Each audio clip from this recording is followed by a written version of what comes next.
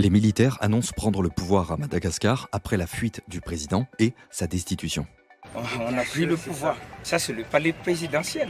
La veille, Andry Rajoelina a fui le pays. D'après RFI, il aurait embarqué dans un avion militaire français pour La Réunion avant de partir avec sa famille vers une autre destination. Le président est parti en expliquant que c'était pour protéger sa vie, qu'il écartait toute démission et qu'il appelait à respecter la Constitution, tout ça dans un live Facebook depuis l'endroit secret où il s'est réfugié avec l'aide de la France.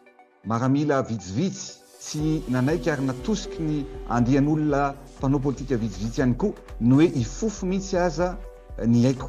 Normalement, l'allocution aurait dû être télévisée, mais l'armée occupait les locaux, empêchant toute diffusion. À distance, il a essayé de dissoudre l'Assemblée avec un décret publié sur Facebook, juste avant un vote qui visait à le destituer. Mais le vote a tout de même eu lieu et 130 députés sur les 163 ont voté en faveur de la destitution du chef de l'État. Celle-ci doit encore être formellement déclarée par la Haute Cour constitutionnelle. Cela fait des semaines que le président Andry Rajoelina est contesté à Madagascar. Et le week-end du 11 octobre, la plupart des forces de l'armée ont rallié la contestation malgache. Andry Rajoelina a été élu en 2018, puis à nouveau en 2023, lors d'un scrutin boycotté par l'opposition. Depuis le 25 septembre, la jeunesse malgache réclame de meilleures conditions de vie. Au départ, le mouvement visait les coupures d'eau et d'électricité incessantes, puis elle s'est transformée en contestation plus large du président et de son clan.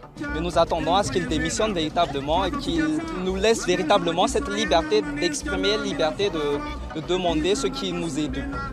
Pour le moment, on ne sait pas où se trouve vraiment le président Andry Rajoelina. D'après un bilan des Nations Unies, au moins 22 personnes ont été tuées et plus d'une centaine ont été blessées depuis le début des manifestations. Aujourd'hui, 80% des 32 millions d'habitants de l'île vivent sous le seuil de pauvreté de la Banque mondiale, l'équivalent de 2,80 € par jour.